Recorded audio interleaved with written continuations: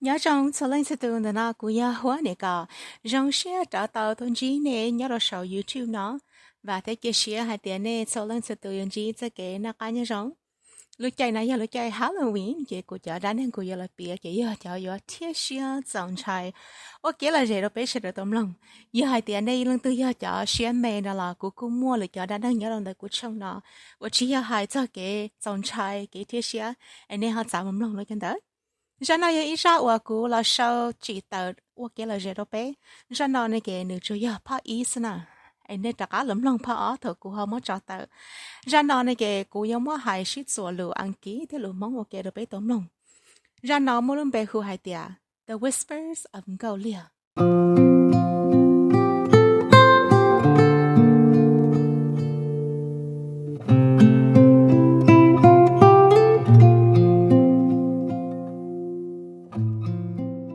There was a story my grandparents told me when I was a young boy in the village of Banvinai, in the refugee camps, where the hibiscus grew and its scent floated on the whispers of the wind to where I lay at night.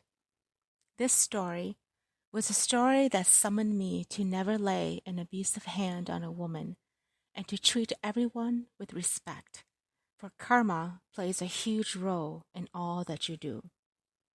I was a young boy the age of 7, but I wasn't like the 7-year-old boys that grew up in Western society.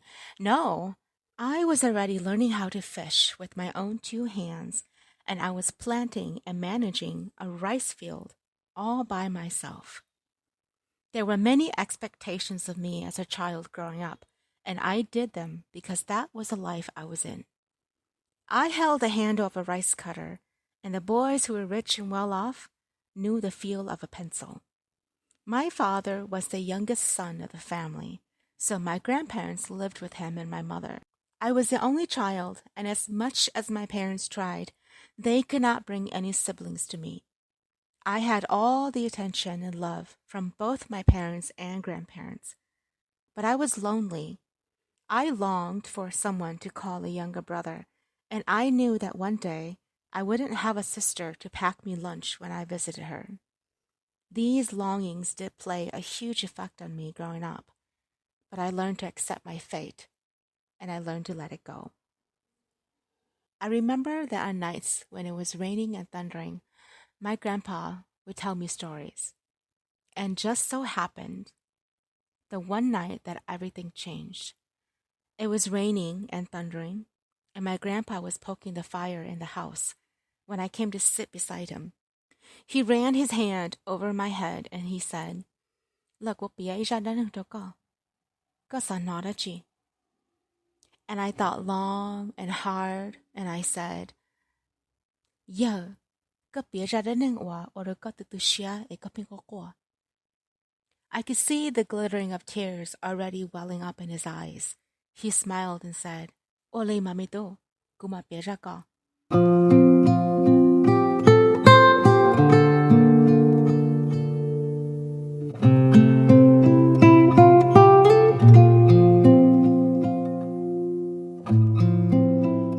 The story began with an innocent girl who had the beauty like none other ever had, yet her lips were sealed from the heavens and she could not utter a single word. Her name was Golia, and I was in love with her from miles away. Once she was in sight, all the men would wow over her and stalk her, but as soon as they found out that she was mute, they backed away. This made it very easy for me to gain her attention and to be in her presence.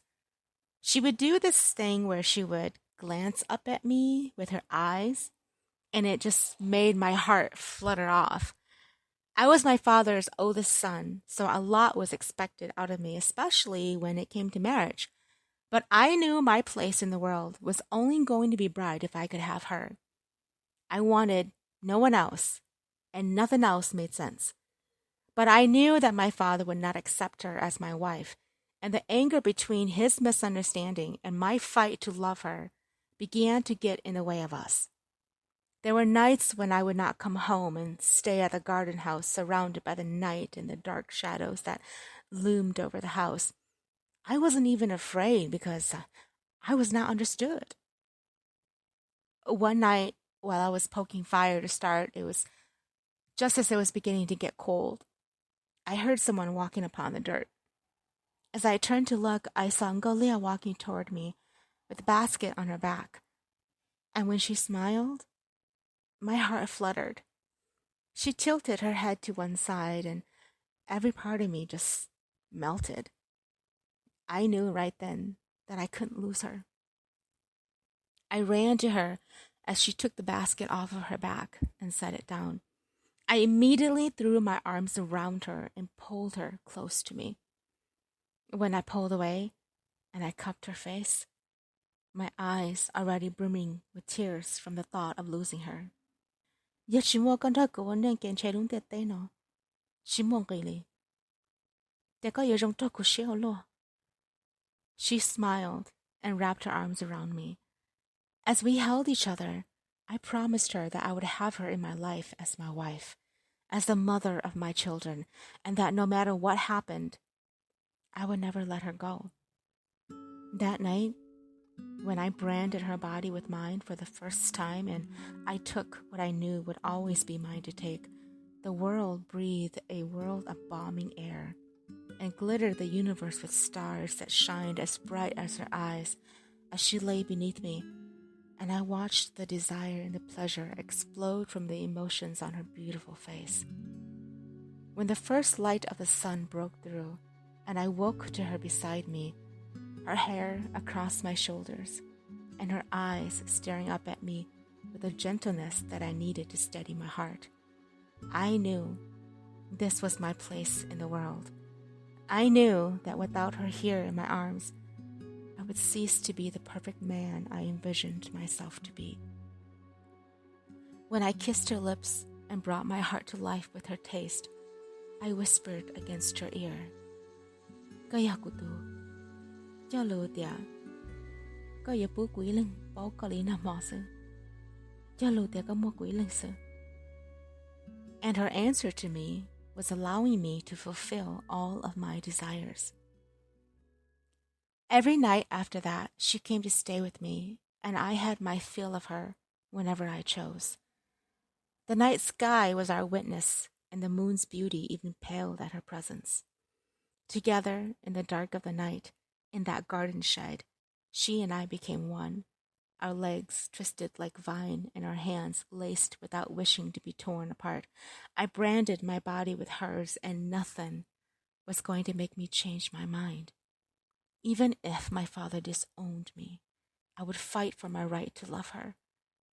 When the morning sun stirred us from our slumber, I reached over to take her hand and looked her in the eyes and whispered, "La, nuna ndakumuche, guyoka nuna." A smile broke across her face, and she threw her arms around me. We gathered up our baskets, and as we walked on that dirt path home, I remembered how her sash was slightly crooked and how 2 little holes had begun to form on the hems. I promised myself I would never allow her to wear such clothes again. Her long, dark hair was down her back, and I remembered how soft her strands were against my fingers. When she turned to look at me, she gave me the most incredible smile, and I reached over to take her hand. We arrived at my parents' house, and my mother was sewing pandao out front. My father was working on a basket beside her. They both looked up when they heard us, and my father dropped the knife he was holding. He said with anger rising in his voice. I turned to find Golia's face breaking apart in pain. I tightened my grip on her hand. "Si, kaya haligala Golia, kuyon Golia, ku sai ni la, kaya nhẹ thế chi nhẹ la, chỉ của tấm mệnh. Sẽ có bộ lửa cái sơ mà, giờ có chỉ cả lửa cái này chỉ cũng mà muốn thiệt lửa tu nâng là bá của sao lửa na cái tiệt." My father stood up, as did my mother. He pointed a finger at me. "Nè tú tận cháu, giờ có tận cháu tâm hồn lý có, giờ tới tôi nó phải nè trổ lý có giờ ở nhà cả có lâu nè.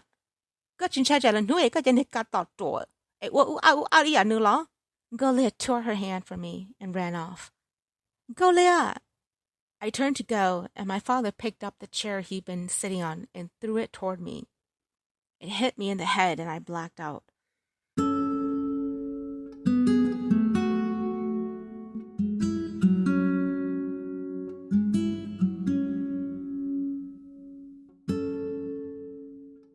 When I woke up, my head was pounding, and my vision was blurry. I couldn't figure out what was going on. I was on my bed, and my breathing was staggered. Golia! I called out as I pushed myself to a standing position. I felt my head and brought back my fingers to see fresh, wet blood. I gathered myself as much as I could and opened the door. I couldn't run, but walked as fast as I could to the garden shed where she was sitting there with her hair down on her shoulders. The fire was spitting as the night sky was beginning to appear. Golia! She turned toward me, and I let out a cry as I saw her broken face. I fell, and she came running to me. She gathered me up and brought me to the shed where she tore off a piece of her sash and began to clean the wound on my head. Golia, cô thọ gì mà? Chị chỉ nhớ cô chỉ hai tay luôn đó có. Cô thọ tu xia. She put her arms around me and I began to cry. Ôi cha cô chỉ yêu chị tao tao cô li. Cô chỉ xả tao đó chín tao nè, cô chỉ xả tao có xí nè. Ôi cha cô chỉ phiền yêu chữ cô cho kéo luôn li. I fell to my knees, wrapping my arms around her waist. I felt her fingers through my hair, and then she dropped down to me. She was crying, and then she covered her face with her hands.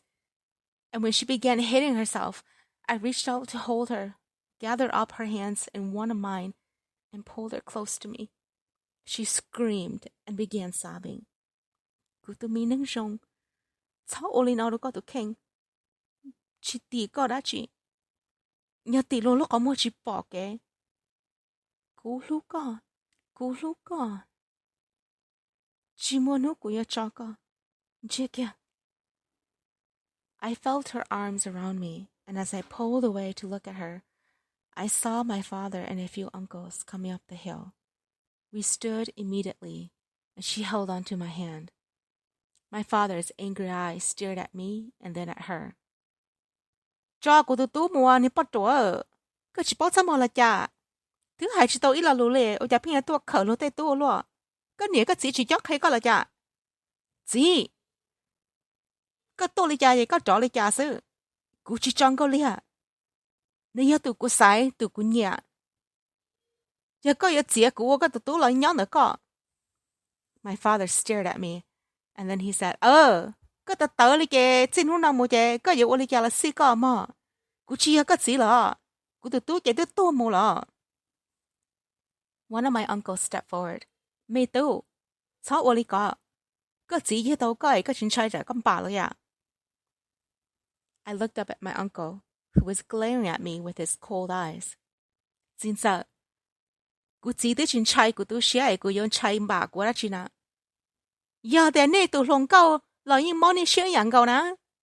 Cô sai, lựa tung chuyện nè tụi bị chế sẽ nè tụi yêu ở trò sao? Giờ nè chuyện cả sẽ quý không mê li. Everyone remained silent, and then my father stepped forward. As much as I saw hate in his eyes, I also saw love. He reached into his pockets and threw down 3 silver bars. Cô yêu tao có, cô hay tao có. Chuyện hú nó, bé chân nhẹ nó kì, giờ bố đã đỡ đau đó có. Cái gì chỉ tao mua, khi mua cả đấy đi đấy tao cả cô chỉ sắp bỏ cái lưng trên mua. Thế chỉ mỏ cú lúc xưa để cô yêu tao nên tao chìm lăn lũ đi có. Cho cái tụi này bắt đùa có một bộ bự xe, bộ xó xía nè. Cô hay chỉ tao có chỉ xin hú nó mua. Cô bỏ có là, cô chỉ bao có bỏ cô là, có sao hú cô. Nhà mua nhà kiến chế ta, nhà có chỉ bao cô chỉ lần có lời là nè. He turned to go, and I dropped to my knees. See, he stopped and turned his head toward me. I picked up the 3 silver bars with shaking hands, and then I bowed before him 3 times. See, tiền nó của có cho. Có chỉ tao của, có cháu tụi xế được của. Có tụi tao của lão sư, có tụi chỉ tao của lão. Có cháu tụi xế. He tried to hide the tears, but I saw one slip its way down his cheeks. Sao lo? Kuchi kimu ka day? Kuchi sapakala. As my uncle and father returned down the hill, I turned around to find Golia standing with a broken, crying face. I raced to hold her. We were finally freed. We were going to be able to live our life together. Guluka and Golia. She took her hand and brought it to her lips and then brought it to me. I laughed. Sao hali ka ma? Ka hali ka rong ya ka la len ka gulu she rong se ka yu chu nia gui pa ha. And finally, her lips closed against mine.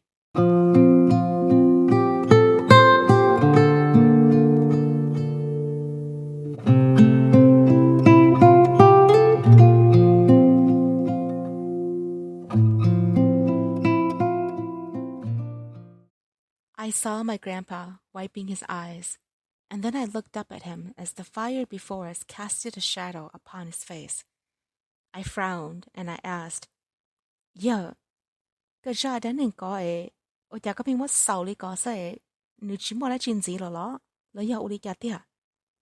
He cleared his throat and said, "Mình nhỏ ấy, có chẳng mẹ mẹ, có chỉ tao bảo cái mất xia, kinh doanh xia, lo nữa thế lo trong lý kia, cú trong xia hả tia, để nó yêu tao có, ấy có gì họ chót hay có ý lý cú chót hay có gì sữa, ấy giờ lên đầu ở nhà đông có lên lo nọ, cú giờ trong lý bảo luôn bay tới chỉ huống có lên nọ sao? Lo giờ nên mua bảo luôn bay bảo lo nọ." He looked away from me, and then he turned to look at the bed. I followed his gaze and saw that the bed was empty. Nothing was there. But the way how he looked at it and gave it an eerie smile as if someone was there waiting for him, I found goosebumps on my arms.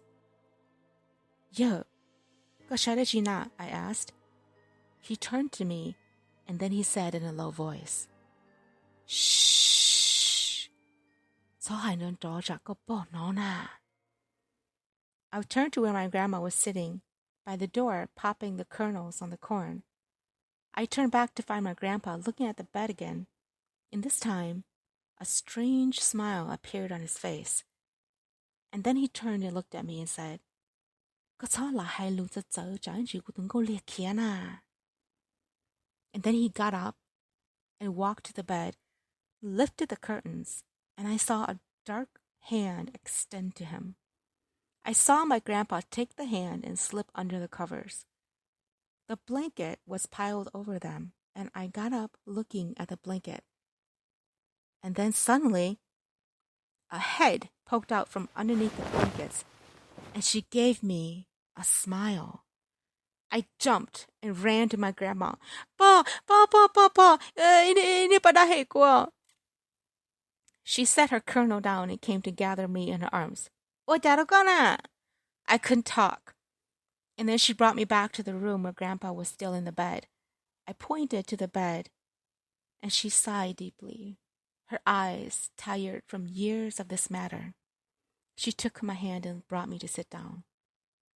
"Mày tu, cái giờ chè, cái giờ nhìn, cho chị tao nữa thì mình có lên nó chế rau liao.